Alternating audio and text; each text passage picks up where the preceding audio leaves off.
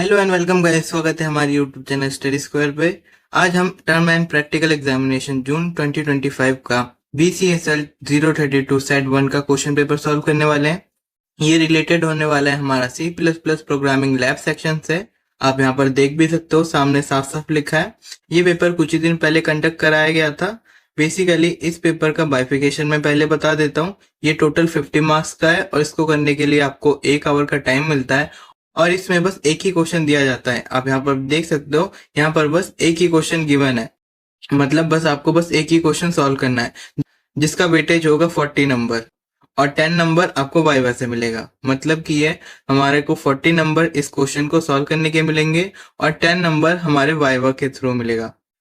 Clear है? मेरी आपसे एक रिक्वेस्ट है कि इन फ्यूचर जो भी क्वेश्चन पेपर कंडक्ट कराया जा रहा है वो आप मेरे को सेंड कर सकते हो, जिससे कि मैं उस पर सॉल्विंग वीडियो बना सकूं, जिससे मेरे को बहुत हेल्प मिलेगी अपडेटेड वीडियोस लाने में। अब इस क्वेश्चन की बात कर लेते हैं। यहाँ पर एक क्वेश्चन गिवन है C++ प्रोग्रामिंग से रिलेटेड। आई होप आपको सी प्रोग्रामिंग आती होगी।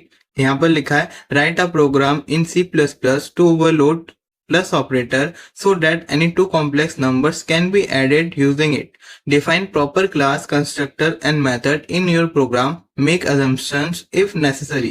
मतलब कि ये C++ प्रोग्रामिंग का इस्तेमाल करके आपको एक कोड बनाना है जहां पर आपको प्लस ऑपरेटर को ओवरलोड करके दिखाना है ऑन कॉम्प्लेक्स नंबर, दो अलग अलग कॉम्प्लेक्स नंबर के ऊपर जिनको आपको ऐड करना है। एंड उसके लिए आप प्रॉपर क्लास मेंशन करोगे, कंस्ट्रक्टर मेंशन करोगे और मेथड को भी मेंशन करोगे।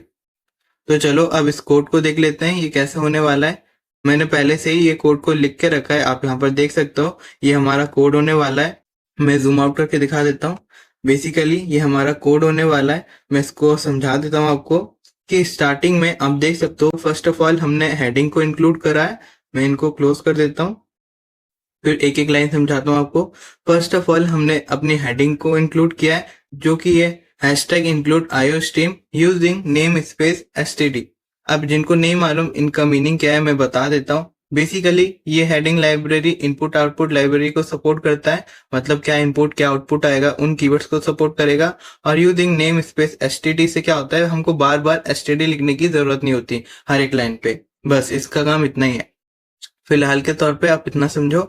देन हमने एक क्लास क्रिएट करा जिसका नाम दे दिया हमने कॉम्प्लेक्स। आप कुछ भी दे सकते हो, वो आप पे डिपेंड करता है। तो हमने बेसिकली एक क्लास क्रिएट किया, जैसे कि क्वेश्चन में बताया गया था कि हमको एक क्लास क्रिएट करनी है। तो हमने एक क्लास क्रिएट किया कॉम्प्लेक्स नाम से। एंड उसके फीचर्स होते हैं कि एक प्राइवेट सेक्शन होता है और एक पब्लिक सेक्शन होता है। अपनी क्लास पढ़ा होगा तो आपको पता होगा ये क्या है। जिसके अंदर मैंने दो वेरिएबल क्रिएट किया फ्लोट टाइप का, एक है रियल नाम से और एक है इमेजरी नाम से। तो बेसिकली इन शॉर्ट में बता दूं, यहाँ पर हमको बताया गया है कि कॉम्प्लेक्स नंबर का इस्तेमाल करना है। तो कॉम्प्लेक्स नंबर में दो पार्ट होते हैं नंबर के, एक होता है हमारा रियल नंबर पार्ट और एक होता है हमारा इमेजिनरी नंबर पार्ट। जिन्होंने भी मैथमेटिक्स पढ़ा है उनको पता होगा मैं किस बारे में बात कर रहा हूँ। आप स्क्रीन में देख सकते हो, कॉम्प्लेक्स नंबर कुछ इस तरीके से होते हैं। इसमें फर्स्ट जो पार्ट होता है वो रियल नंबर पार्ट होता है और नेक्स्ट जो लास्ट में आई या फिर जे से डिनोट किया हुआ पार्ट है वो इमेजिनरी पार्ट होता है। क्लियर है? जिसमें आई की वैल्यू होती है √-1। अब चलो आगे बढ़ते हैं। उसके अलावा हमने एक पब्लिक सेक्शन क्रिएट किया है, यहाँ पर आप देख सकते हो, जिसके अंदर हमने एक कंस्ट्रक्टर बनाया है। मैंने यहाँ पर भी मेंशन किया है, आप देख सकते हो। आपके अंडरस्टैंडिंग के लिए मैंने कमेंट्स में लिख दिया यहाँ पर कि बेसिकली यहाँ ये हमारा एक कंस्ट्रक्टर है। कंस्ट्रक्टर का काम क्या होता है, बेसिकली ऑटोमेटिकली कॉल होना जब भी ये फंक्शन, मतलब ये जो क्लास है ये इसका इस्तेमाल हो। तो आप यहाँ पर देख सकते हो, कॉम्प्लेक्स जो हमारी क्लास है और जो हमारा कंस्ट्रक्टर है उन दोनों का नाम सेम है। ये रूल है कि आपको सेम नाम से ही क्रिएट करना पड़ता है, तो इतना आप ध्यान रखना। फिर हमने कंस्ट्रक्टर के अंदर दो पैरामीटर पास करे जिनका टाइप होगा फ्लोट, जिनका नाम होगा r और इनिशियल वैल्यू होगी इसकी 0, 0। यहाँ पर आप देख सकते हो सेम, एक होगा i से जिसकी वैल्यू भी होगी 0। फिर हमने क्या करा, जो रियल नंबर है, ये वाला जो रियल वेरिएबल है जो कि हमने प्राइवेट में बनाया था, वही हमारा r के इक्वल्स टू में डाल दिया। सिमिलरली हमने इमेजिनरी नंबर को भी लिंक कर दिया ऐसे। फिर हम क्या करते हैं, एक फंक्शन बनाते हैं जिसको हम मेथड भी कहते हैं। जैसे क्वेश्चन में बोला था एक मेथड भी बनाना है, तो फंक्शन को ही हम मेथड कहते हैं। तो यहाँ पर हमने वॉइड मेथड बनाया या फिर फंक्शन बनाया जिसके अंदर हमने क्या करा, बस हमने सी आउट कर दिया हमारे रियल नंबर को, मतलब real part of our number को, फिर उसको जोड़ दिया हमारे इमेजिनरी नंबर को, मतलब इससे, और लास्ट में हमने बस उसके आई प्रिंट कर दिया नॉर्मली। तो ये था हमारा मेकिंग ऑफ कॉम्प्लेक्स नंबर। बस अब ये तो हो गया हमारा कॉम्प्लेक्स क्लास का काम। फिर क्वेश्चन में लिखा था कि इसको ओवरलोड भी करना है। ये हमारा इंपॉर्टेंट पार्ट है, ओवरलोडिंग कैसे करते हैं। फर्स्ट ऑफ ऑल मैं बता दूं ओवरलोडिंग क्या होती है, कि जैसे एज पर अवर सिनेरियो कि हमारा कोड अपने हिसाब से काम कर ले, तो उसको हमको अलग अलग स्पेसिफाई करना पड़ता है, तो उसको हम ओवरलोडिंग कहते हैं। फॉर सिंप्लिसिटी आप ओवरलोडिंग ऐसे समझ सकते हो कि एक ही क्लास के अंदर हम दो ऐसे काम करवाते हैं जो कि सिनेरियो वाइज अपने आप अडेप्ट हो जाते हैं। मतलब अगर फंक्शन 1 का कंडीशन मैच हो रहा है तो फंक्शन 1 पे जाके वो वैल्यू असाइन होके वर्क हो जाएगी, और अगर सेकेंड फंक्शन मैच हो रहा है तो सेकेंड फंक्शन में जाकर उसकी वर्किंग होगी और उस हिसाब से उसकी आउटपुट आएगी।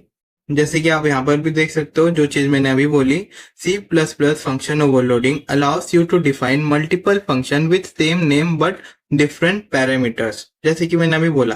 फिर आप एग्जांपल में भी देख सकते हो कि हमारा एक फंक्शन ऐड करेगा इंट ए को और इंट बी को और रिटर्न करेगा a+b, है ना। और दूसरा फंक्शन जब हम 3 पैरामीटर पास करेंगे तो ये वाला काम करेगा, मतलब अगर 2 पैरामीटर पास करे सेम क्लास में तो ये कॉल हो जाएगा, और अगर 3 पैरामीटर हुआ तो ये कॉल हो जाएगा। ये एज पर सिचुएशन देख लेता है कि किस पे वर्किंग करनी है, तो इसको ओवरलोडिंग कहते हैं। क्लियर है। तो वही चीज ओवरलोडिंग करनी है हमको प्लस ऑपरेटर का, जैसे कि क्वेश्चन में बताया था। तो उसके लिए हमने ये फंक्शन क्रिएट करा। इसमें आप देख सकते हो कि ये हमारा ओवरलोडिंग का नाम है, ऑपरेटर प्लस, तो आप ध्यान रखना। और इसके अंदर ये पैरामीटर्स हमने लिखा है। इसमें आप देख सकते हो फर्स्ट कीवर्ड ही कांस्टेंट लिखा है, मतलब जो भी वैल्यू हम भेज रहे हैं वो एब्सोल्यूट है। और कॉम्प्लेक्स एंड ऑब्जेक्ट, अब ये क्या है, बेसिकली कॉम्प्लेक्स का मतलब हमारा न्यूली कंस्ट्रक्टेड क्लास, और ऑब्जेक्ट मतलब हमारा पुराना क्लास, उन दोनों को एज एन पैरामीटर हम इंक्लूड कर रहे हैं। और उसके अंदर हम कॉम्प्लेक्स टेम नाम का एक टेम्परेरी क्लास बना रहे हैं। मैं अभी बताऊंगा ये क्यों बनाया, लेकिन पहले उसकी वर्किंग देख लो। हमने क्या करा, रियल जो पार्ट है हमारे न्यूली कंस्ट्रक्टेड क्लास का, उसको पुराने न्यूली कंस्ट्रक्टेड क्लास के साथ जोड़ दे। उसके मतलब न्यूली कंस्ट्रक्टेड कॉम्प्लेक्स का रियल नंबर पुराने कंस्ट्रक्टेड क्लास का रियल पार्ट से जोड़ देगा। सिमिलरली हमारे इमेजिनरी पार्ट से भी वो यही करेगा। और वैल्यू कहां पर स्टोर हो जाएगी, जी हाँ, कॉम्प्लेक्स टेम के अंदर वो स्टोर हो जाएगी। इसीलिए हमने कॉम्प्लेक्स टेम को क्रिएट करा। और रिटर्न भी क्या कर देगा, हमारा टेम्प, मतलब टेम्पररी जो हमने स्पेसिंग क्रिएट करी थी उसको। तो टेम्प फिर हमको ये वाला कैलकुलेशन करके रिटर्न कर देगा। So simple and easy. मतलब मैं इन जनरल दोबारा बता दूं कि पहले हमने एक क्लास क्रिएट करी कॉम्प्लेक्स नाम से, उसके अंदर प्राइवेट में हमने 2 वेरिएबल क्रिएट करा। फिर पब्लिक में हमने क्या करा, पहले हमने एक कंस्ट्रक्टर को कॉल करा, मतलब एक कंस्ट्रक्टर बनाया जिसके अंदर ये पैरामीटर्स गिवन थे, और उसको क्या करा, लिंक कर दिया हमारे प्राइवेट वेरिएबल से। फिर हमने एक मेथड क्रिएट करा, क्योंकि क्वेश्चन में बोला गया था, अदरवाइज हम यहाँ पर भी कर ही सकते थे विदाउट मेथड। तो उसमें हमने क्या करा, एक कॉम्प्लेक्स नंबर कैसे डिफाइन किया जाता है उसको यहाँ पर क्रिएट कर लिया। मतलब रियल को जोड़ दे इमेजिनरी नंबर से और पीछे आई लगा दे तो हमारा कॉम्प्लेक्स नंबर क्रिएट हो जाता है। तो हमने ये मेथड के अंदर कर लिया। क्लियर है। फिर हमने क्या करा, ओवरलोडिंग करी प्लस ऑपरेटर का, जैसे कि हमको पूछा गया था, मतलब बताया गया था। तो सेम हमने कॉम्प्लेक्स क्लास के अंदर करना है, तो कॉम्प्लेक्स लिखा पहले, फिर हमने अपने कॉम्प्लेक्स का नाम दिया, है ना। ये बेसिकली हमारे कॉम्प्लेक्स के अंदर ही हो रहा है, जो कि हमारी क्लास थी, ये देख सकते हो इसी के अंदर ही हो रहा है। हमने आउटसाइड कोई और चीज नहीं बनाई। क्लियर है। तो उसके अंदर हमने 2 पैरामीटर्स पास करे। यहाँ पर आप देख सकते हो एक पैरामीटर हमारा न्यूली कंस्ट्रक्टेड कॉम्प्लेक्स होगा और दूसरा पैरामीटर हमारा ओल्ड कंस्ट्रक्टेड कॉम्प्लेक्स होगा, है ना। फिर हमने एक टेम्पररी एक स्पेस क्रिएट करी जिसके अंदर ये कैलकुलेशन हमने करा और उसको जाके स्टोर कर दिया। फिर वही स्पेस हमने रिटर्न कर दी। और कैलकुलेशन में क्या था, हमारा जो न्यूली कंस्ट्रक्टेड कॉम्प्लेक्स का जो रियल नंबर है वो ओल्ड कंस्ट्रक्टेड कॉम्प्लेक्स के रियल नंबर से जोड़ दे, और सिमिलरली वो इमेजिनरी नंबर से भी यही करे।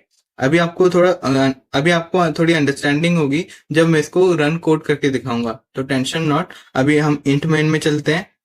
फिर हमने इंट मेन में अपने कॉम्प्लेक्स के ऑब्जेक्ट्स बनाए। ये 2 ऑब्जेक्ट्स बनाए हमने, आप देख सकते हो फर्स्ट हमने real number 3.4 and imaginary number 2.5, फिर हमने 1.6 एंड 4.5 से क्रिएट किया दो ऑब्जेक्ट। तो ये हमारा न्यूली कंस्ट्रक्टेड के जैसे काम करेगा और ये हमारा ओल्ड कंस्ट्रक्टेड के जैसे काम करेगा, आप ऐसे समझ सकते हो। फिर हमने क्या करा, कॉम्प्लेक्स को ही दोबारा कॉल किया। अब आप देखना, कॉम्प्लेक्स को ही कॉल किया और इसमें आप देख सकते हो हमने यहाँ पर ऐसे कोई पैरामीटर पास नहीं करे। तो इसका साफ साफ मतलब है ये जो हमने कॉम्प्लेक्स कंस्ट्रक्टर बनाया था ये ना ये वर्क करेगा और ना ही अब ये वर्क करेगा। जैसे कि मैंने बोला ओवरलोडिंग ऐसे ही काम करती है, यहाँ पर सिचुएशन वाइज थोड़ी कोडिंग चेंज हो जाती है अपने हिसाब से उसका आउटपुट बेसिकली। तो अब जैसे ही हमने C+1 एंड C+2 करा तो ये ओवरलोड होके अब ये वाला कॉल कर लेगा डायरेक्ट, मतलब ये कोडिंग अब ये इग्नोर कर देगा, अब डायरेक्टली ये वाला एक्सेस कर लेगा जैसे कि एक ओवरलोडिंग फंक्शन करती है। और उसमें ये रियल पार्ट्स ये वाले एक दूसरे के साथ ऐड हो जाएंगे और ये इमेजिनरी पार्ट्स एक दूसरे के साथ ऐड हो जाएंगे, जो कि इसकी वर्किंग भी है, यहाँ पर आप देख सकते हो। क्लियर है? फिर हमने बेसिकली उनको डिस्प्ले कर लिया। अब इसको रन कोड करके दिखा देता हूं आपको।